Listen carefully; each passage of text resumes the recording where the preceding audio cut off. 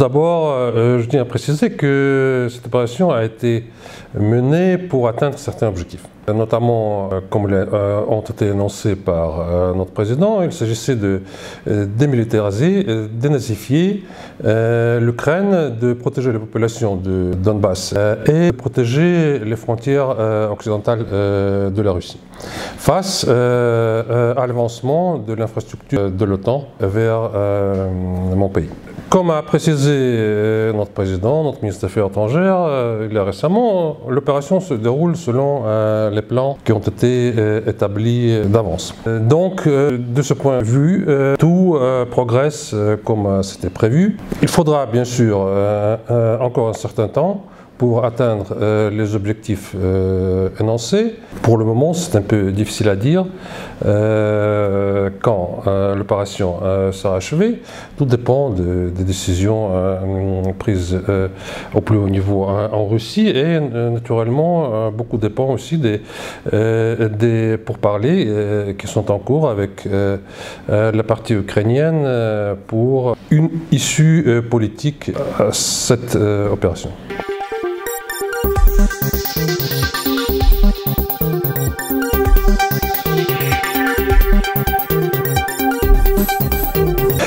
Vous savez, quand il s'agit des négociations dans une situation aussi délicate que celle-là, bien sûr, ils se tiennent à huis clos. On ne divulgue pas l'information sur le contenu des échanges qui se poursuivent.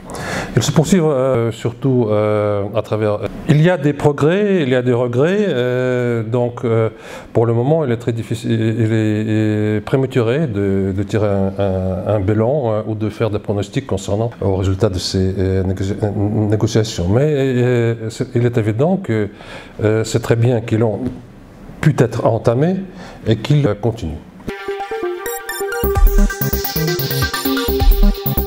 Je pense que oui, naturellement. Récemment, le secrétaire général de l'ONU était en visite à Moscou, à Kiev, il a aussi visité Istanbul. C'est voilà la preuve de l'implication de la communauté internationale pour faciliter le règlement politique de cette situation. Je peux ajouter aussi que hier, Monsieur le Président Macron a eu un entretien téléphonique avec notre président, donc voilà encore un canal, disons, de dialogue, toujours dans le cadre des efforts pour trouver des dénouements politiques à ce conflit.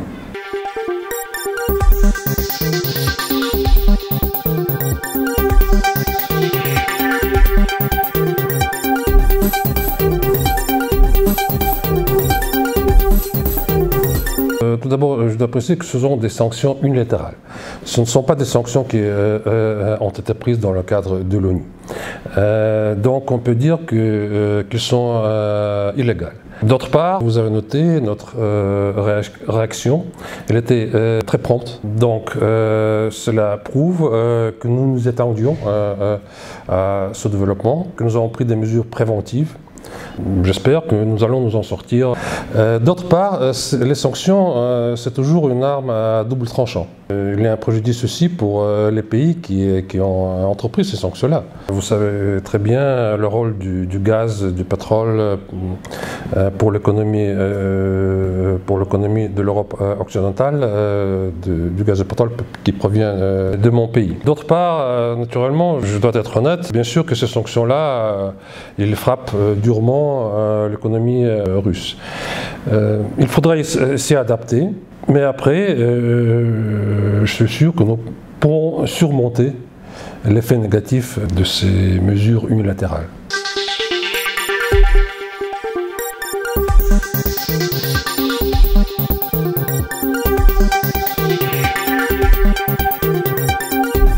Nous avons des relations très solides de partenariat avec la Chine.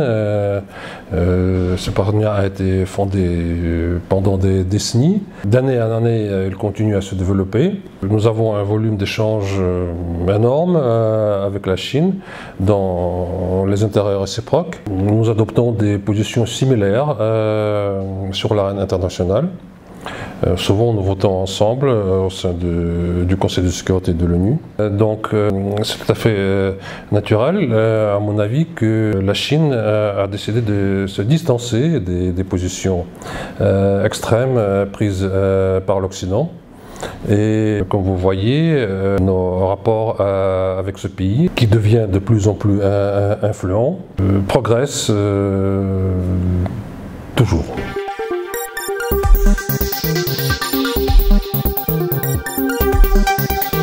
Je commence par la deuxième partie de votre question concernant l'impact. Ça, je suppose que ce sont les experts tunisiens qui connaissent mieux ce sujet-là. Ils ont des données nécessaires pour calculer un peu les conséquences purement économiques pour votre pays. En revenant à la première partie de votre question, je vais brosser un petit tableau de l'ensemble de nos relations. Ils se fondent sur un socle solide. Sur le socle solide de respect mutuel et de coopération avantageuse pour les deux pays. Pendant les 2 années que la Tunisie siégeait au sein du Conseil de sécurité comme membre permanent, nous avons réussi à approfondir notre dialogue politique, à approfondir la compréhension sur des problèmes internationaux. Ceci dit, ce dialogue politique, qui est l'élément principal dans nos relations, se poursuit. Atmosphère bienveillante. C'est un dialogue riche en contenu, donc il se maintient à différents niveaux, surtout bien sûr à travers les 2 ministères des Affaires étrangères. De ce côté-là, il n'y a aucun élément de discorde. Nous sommes dirigés, guidés par l'intention de consolider davantage les liens d'amitié, renforcer la coopération dans différents domaines. Donc, concernant cette coopération, elle se base sur certains secteurs, disons, essentiels.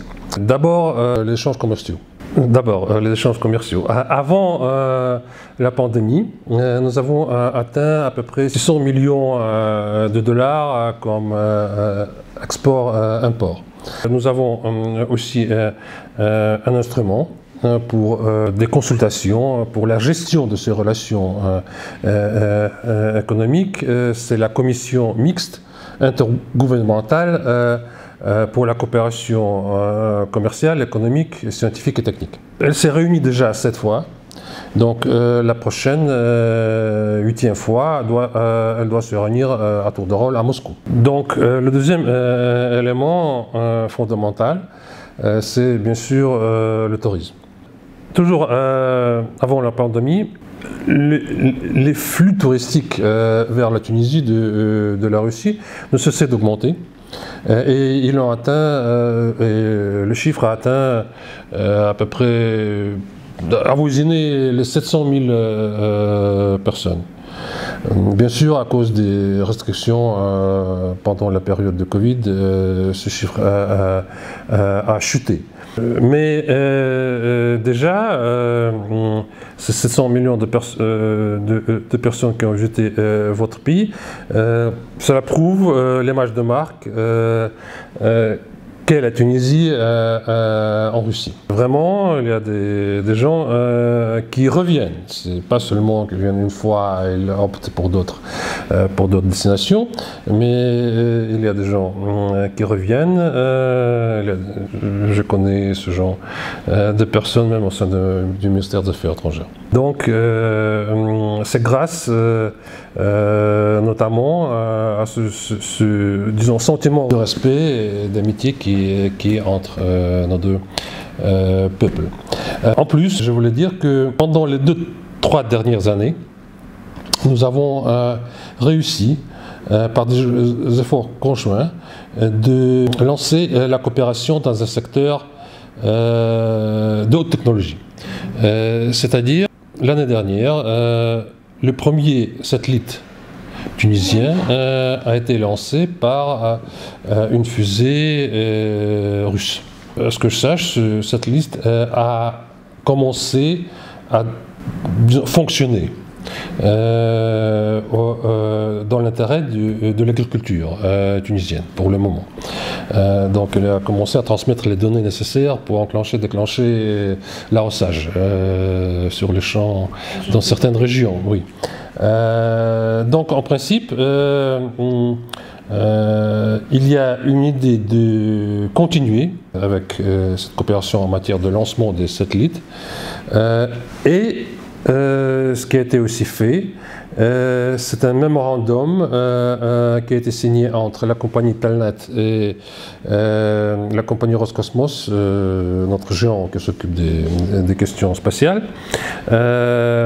Mémorandum qui a été signé en présence de Monsieur le Président Kais Saied, aussi l'année dernière. C'est un pas important, très important, vers coopération palpable en matière spatiale, en matière d'envoi d'un Tunisien ou d'une Tunisienne à la station internationale spatiale. Donc, voilà, ce secteur-là, à mon avis, très important.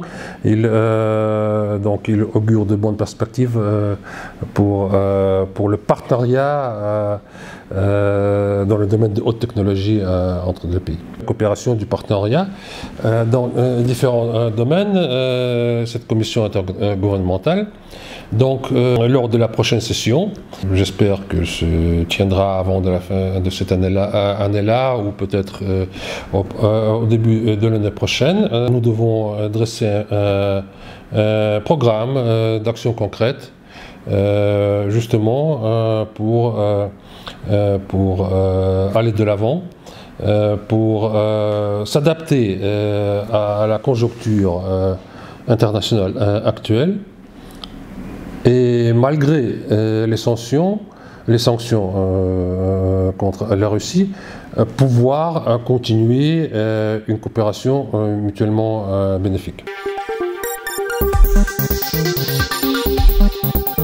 Oui, les dernières années, nous avons été témoins d'une tendance de l'augmentation de ce nombre d'étudiants tunisiens. Il dépasse les 2000 personnes. Ça dépend de l'année, d'une année à l'autre, parfois même plus, parfois un peu moins. De toute façon, pendant les dernières années, ce chiffre augmente. C'est une tendance positive. Donc, nous sommes prêts à accueillir davantage d'étudiants tunisiens. Nous avons une très bonne école supérieure. Il y a différents domaines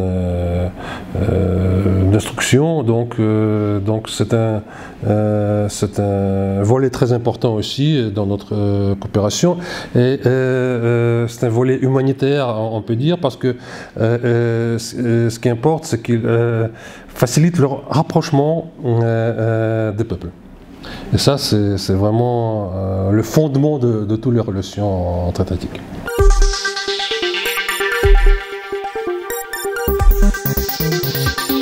Dans ce genre de questions, il y a d'abord tous les éléments qu'on peut souligner. Naturellement, Monsieur le Président Kais Saied est le bienvenu en Russie. C'est évident. D'autre part, concernant, disons, les délais de ce genre de visites à très haut niveau, ils doivent être très bien programmés. Ça dépend des agendas des deux leaders et surtout, ça dépend du contenu des négociations au plus haut niveau pour qu'ils donnent des résultats très concrets, des résultats appréciables. Donc il s'agit de toujours de très bien préparer ce genre de déplacement. Donc voilà pourquoi, avant cette question, j'ai mis l'accent sur la session de la commission mixte.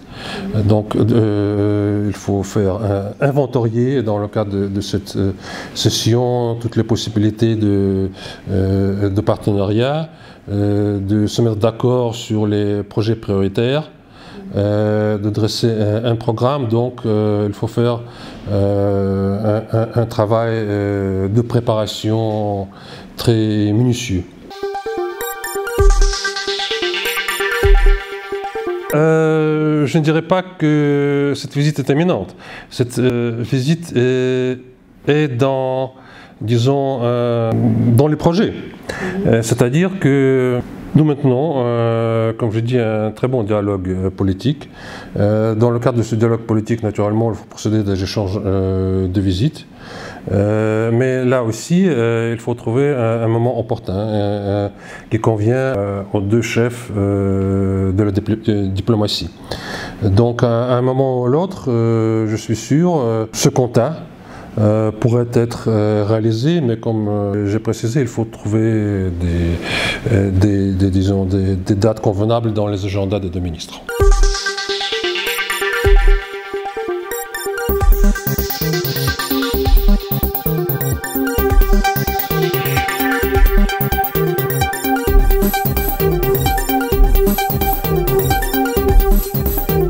Je tiens à dire que nous sommes conscients que beaucoup de pays sont touchés par les problèmes logistiques concernant l'exportation du blé de la Russie vers l'étranger. À Moscou, on a fait quelques briefings pour expliquer aux représentants étrangers quelle est la situation justement avec notre exportation de blé. Ce dialogue entre les services russes concernés et les représentants étrangers à Moscou continue. De ma part, je tiens à noter que ces problèmes, dans une grande partie dus aux sanctions justement qui sont déclarées contre mon pays, parce que ces sanctions touchent les transferts de capitaux, les virements et les chaînes logistiques. Donc il faudra un certain temps pour s'adapter à cette situation, pour essayer de la contourner.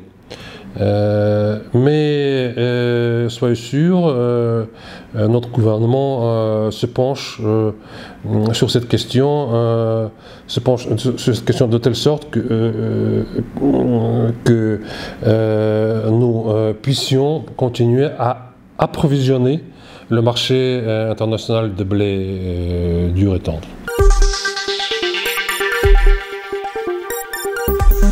Naturellement, c'est légitime parce que c'est une décision souveraine, bien sûr, que c'est tout à fait naturel que dans des situations délicates, chacun cherche à trouver l'issue qui lui convient le plus. C'est tout à fait normal, c'est une question de concurrence loyale, donc ça, oui, sécurité alimentaire justement surtout, c'est une question souveraine, naturellement.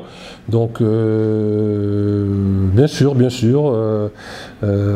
que chacun a le droit inaliénable disons, d'assurer sa sécurité alimentaire par les moyens qu'il juge optimaux.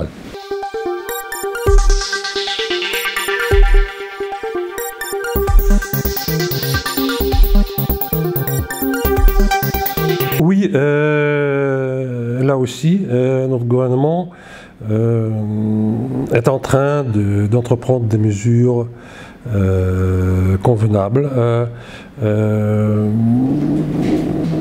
On s'oriente vers la création des possibilités pour ce genre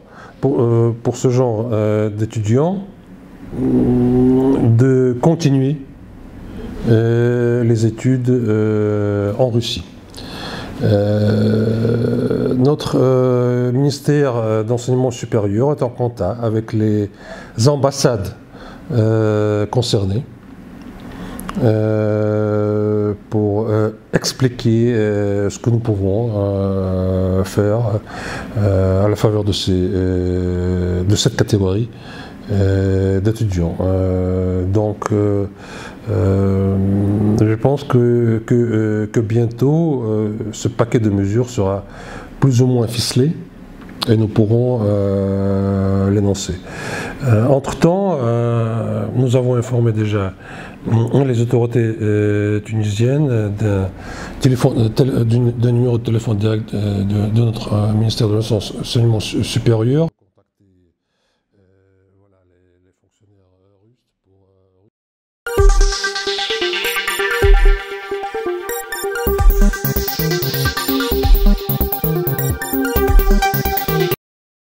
Pour le moment, quand la situation internationale est très fluide, je pense qu'il est trop tôt pour prédire quoi que ce soit. Vraiment, cette question du tourisme nous préoccupe beaucoup.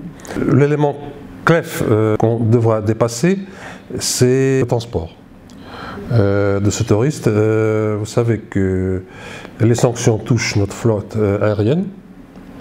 Donc il faudra prendre des mesures alternatives pour transporter les touristes. Les sanctions touchent nos banques, donc il faudra aussi de voir comment on peut, dans les nouvelles conditions, comment on peut procéder à des transferts des paiements pour les touristes. Donc il y a plusieurs éléments qui doivent être pris en considération avant de voir un peu plus clair. Cette situation va trouver la voie du règlement. D'autre part, nous avons proposé à nos partenaires étrangers d'examiner la possibilité de procéder à des règlements en devise nationale dans leurs échanges commerciaux, dans d'autres domaines, notamment peut-être en matière de tourisme. Donc il faudra rassembler les experts des deux pays pour discuter en profondeur voilà ces difficultés et de se mettre d'accord pour les possibilités éventuelles de les transcender.